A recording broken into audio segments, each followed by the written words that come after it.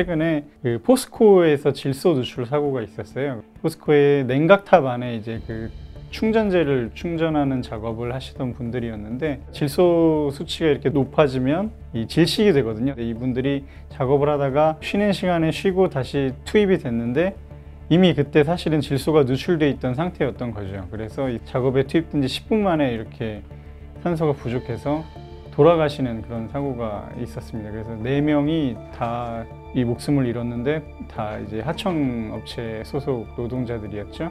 또 하나는 온수역 지하철 이제 그 선로에서 돌아가신 분이 있는데 정상적인 통로가 아니라 보면은 그 선로 옆에 이렇게 방음벽이 있는데 그 펜스를 뜯어내고 이 쪽문으로 들어가서 혼자 작업을 하다가 선로로 이렇게 들어오는 지하철을 보지 못하고 치여서 그대로 목숨을 잃는 그런 사고가 있었습니다. 제가 만났던 조선소에서 일하는 하청 노동자 한 분은 뭐 손가락을 커터칼로 베었어요. 그쪽에서 커터칼을 베이는 거는 우리가 여기서 뭐 신문 스크랩 하다가 베이는 거랑은 다르게 정말로 이제 이 공업용 칼날 뭐 혹은 뭐 그라인더 이런 거에 이제 긁히고 베이고 하는 부분인데 이런 부분도 그냥 하나하나 사실 너무 많은 일이기도 하고 그런 거를 산재 신청을 하면은 집에 가서 쉬어야 되고 요양을 해야 되는데 그러면 또 자기 일이 없어지고 그러니까 개인도 쉬쉬하게 만들고 업체 측에서도 그냥 좋은 게 좋은 거 아니냐 넘어가라 하면서 공상 처리라는 거를 주로 해요. 공상 처리라는 게 결국에는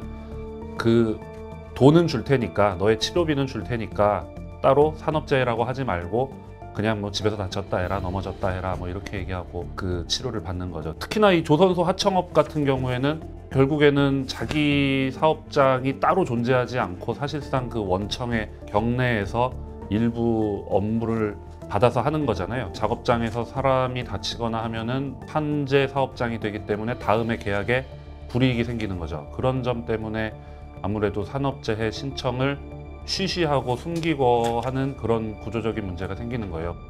우리가 흔히 알고 있는 뭐 삼성, 포스코, 현대 이런 대기업들은 원청업체잖아요. 그래서 잘 알려지지 않은 그런 업체가 이제 하청업체고 하청업체 노동자들은 대기업 원청 노동자들에 비해서 아무래도 임금도 적게 받고 대우도 조금 덜 좋은 대우를 받고 이렇게 하는데 힘도 좀 상대적으로 없다고 할 수 있고 원청업체가 가지고 있는 업무의 일부를 이제 외주화하는 거죠. 그러면 그 하청업체가 그 일을 맡아서 하게 되고 원청업체로부터 이 용역비를 받아서 하청업체가 고용한 직원들한테 이제 그걸 가지고 임금을 지급하게 되고 그렇게 되는데 이 문제는 업무의 외주화만 이루어지는 게 아니라 사실은 사망사고 같은 경우는 대부분 하청업체 분들이고 그렇기 때문에 죽음의 외주화, 위험의 외주화라는 표현을 쓰거든요. 우리나라가 OECD 국가 가운데 그 산업재해로 인한 사망률이 계속 세계 최고 수준이 뭐 1, 2위를 왔다 갔다 하고 있는데 그 중에 이제 항상 40% 이상은 하청업체 노동자들이고 계속해서 그 비율이 좀 증가하고 있는 추세입니다. 요 몇 년을 보면 하청업체 노동자가 그 사망자 가운데 차지하는 비율이 계속 늘고 있어요. 제가 취재하는 동안에도 새로운 사고가 발생을 해요. 기사를 쓰려다가 보면은 또 다른 사고가 나오고 그러면 또 그걸 취재해야 되고 또 다른 사고가 나고 이런 경우 때문에 정말 여기는 위험한 노동이라는 게 특히나 하청 노동자들한테 좀 치우쳐져 있구나 하는 부분도 사실이고 기본적으로 자신들이 위험을 안고 가는 부분이 있고 그거에 대해서 원청 측의 감독은 사실은 조금 소홀한 부분이 있고 하청 업체 자체에는 말할 것도 없죠. 임금 체불 문제나 혹은 뭐 자신이 일하고 있는 곳에 대한 안전 문제나 이 모든 권리에 대해서 관리 감독하는 기관이 기본적으로 고용노동부잖아요.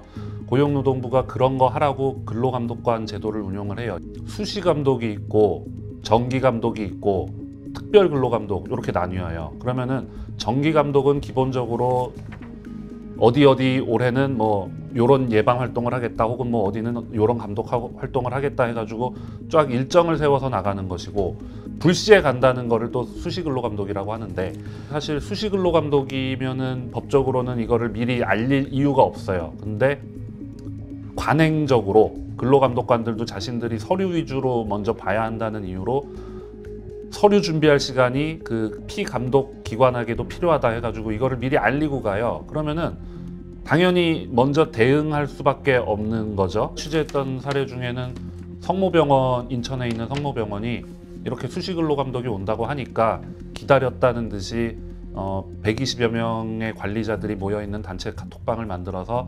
근로감독관 지금 몇 명이 왔다, 어디 간다, 뭐 지금 어느 방을 나갔다, 이제 뭐 하러 가는 것 같다. 실시간으로 그 사람 근로감독관의 동선을 파악해서 서로 공유하고 뭐랄까 이제 자기들 딴에는 대응 방안을 막 서로 공유를 해요. 뭐 어디 가서 누구한테 뭘 물어볼 것 같은데 면담에 응하지 마라, 바쁜 척해라, 오늘은 설문지만 두고 가라고 해라, 뭐 이런 식으로 하는데, 이렇게 조직적으로 근로감독관이 그 피감독기관을 살필 수 없게 만드는 이런 방해 요소가 실제로 있었고, 어떤 기업에서는 매뉴얼화까지 돼 있는 거죠. 고용노동부라든지 또 수사기관에서 이렇게 사고가 나면 거기에 대해서 처벌도 하고 이렇게 제도가 갖춰져 있긴 한데, 가장 중요한 거는 잘 지켜지지 않는다는 거죠. 그래서 이 각 기업에 있는 근로감독관도 수가 굉장히 적거나 아니면 그마저도 이 외주화되어 있는 경우가 많이 있어요. 그 위탁을 해서.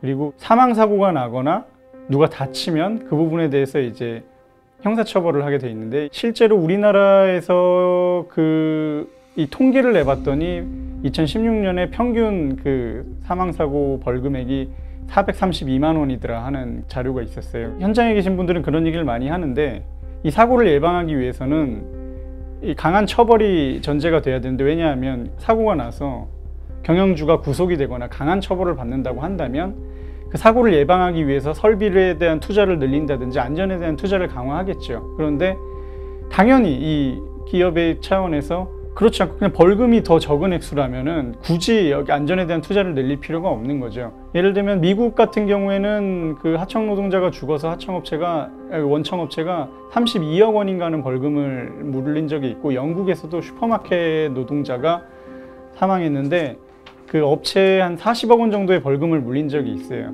이 처벌로 인해서 기업이 파산의 위기를 맞을지라도 어쩔 수 없다. 결국엔 이 생명이 더 중요하고 안전사고를 줄여야 된다는 건데, 결국 어떤 가치가 더 우선하냐는 그런 정부의 의지라든지 이제 사회의 철학이 반영되는 부분인데, 우리나라에서는 아직까지도 그 어떤 노동자들의 안전이라든지 그런 생명에 대해서 좀 값을 덜 둔다라고 하는 걸 느낄 수 있었죠. 그래서 하청 노동자의 문제는 되게 심층적이고 복잡한 문제예요. 그래서 이제 결국에 어떤 식으로 해결을 해야 될 것인가, 제도적인 변화가 수반이 돼야 되거든요. 예를 들면 영국이나 미국 같은 이제 이런 역사가 오래된 선진국에서는 사실 실제로 이렇게 제도가 바뀌어서 사망자가 이만큼 줄었더라 하는 연구 결과들이 굉장히 있어요.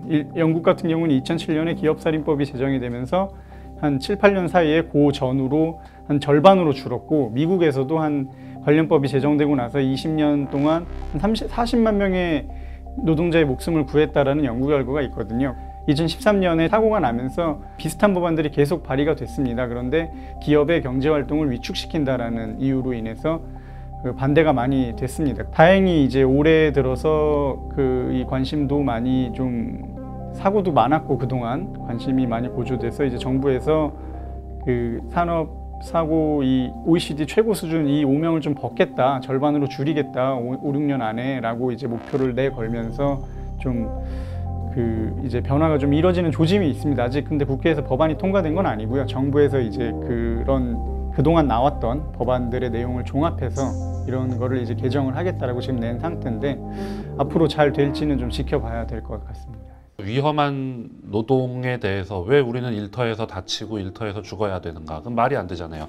돈을 벌고 자기네 처자식을 먹여 살리고 그렇게 어쨌든 생활을 하려는 곳으로 가서 자기가 또 자아를 실현하는 곳이 일터인데, 왜 여기서 사람이 일을 하다가 죽고 다쳐야 하는가에 문제의식을 갖고 취재를 하게 된 건데, 그러다 보니까 결국에 드는 생각이, 이런 위험한 일을 거부할 권리 혹은 위험한 현장에서 안전을 요구할 권리가 있는 노동자와 없는 노동자의 차이가 크더라고요. 현 정부 시책이기도 한데 근로감독관 증원, 요거는 반드시 이루어져야 된다고 생각을 해요. 근로감독관의 역할은 굉장히 커요. 노동경찰이라고 할 수 있어요. 말하자면 노동자들의 안전이 제대로 지켜지고 있는지 그 산업 현장을 관리 감독할 수 있고, 심지어 안전사고가 발생하면 작업을 중단시킬 수 있어요. 근로감독관이 사고가 발생했으니 내가 이걸 들여다봐야겠다 하면 작업 중단 지시도 할 수 있는 굉장한 권능을 가진 제도인데, 이것이 지금 인력이 부족하다는 이유로 제대로 이루어지지 않고 있는 거고, 그 점 때문에 결국에는 증원이 이루어져서 예방적인 그 산업 현장에 이들이 뭐가 터지면 뒤늦게 가는 게 아니라 예방적인 활동이 이루어진다면은 노동자들이 다치지 않고 그 자기가 돈 벌고 자아 실현을 하러 가는 그런 일터에서 죽거나 다치는 일은 없지 않을까 그런 생각을 좀 해봤습니다. 결국에는 어떤 거에 더 가치를 두냐의 문제인 것 같은데 이 모든 문제들이 비용의 문제와 연결이 되거든요. 돈 아끼려고 사람을 덜 뽑았다 보니까 이게 위험해지는 거고 그 다음에 이 돈을 아끼려고 시스템을 덜 갖추다 보니 그 안전장비를 덜 갖추다 보니까 또 사고가 나는 거고 이런 식이에요. 그러니까 결국에는 어떤 돈 비용이 먼저인가 아니면 사람의 생명 안전이 먼저인가 어떤 가치에 우선순위를 둘 것이냐를 가지고 이 산업계뿐만 아니라 기업 또 이 국가와 사회 전반적으로 이 가치에 대한 우선순위를 재설정하는 게 가장 중요한 것 같고요. 저희가 이번에 이런 보도를 했지만 이런 보도를 했다고 이제 끝나는 문제는 아닐 거고 계속해서 말씀드리는 거지만 굉장히 크고 복잡한 문제이기 때문에 앞으로도 쭉 이어질 거고 단시간 내에 뭐 이게 사라지거나 줄어들지는 않을 거라고 생각을 해요. 그렇기 때문에 이번에 취재한 걸 계기로 해서 계속해서 관심을 가지고 좀 도움이 될 수 있도록 끝까지 갖고 취재를 하고 또 좋은 기사를 써서 조금이라도 바꾸는 데 보탬이 될 수 있도록 하겠습니다.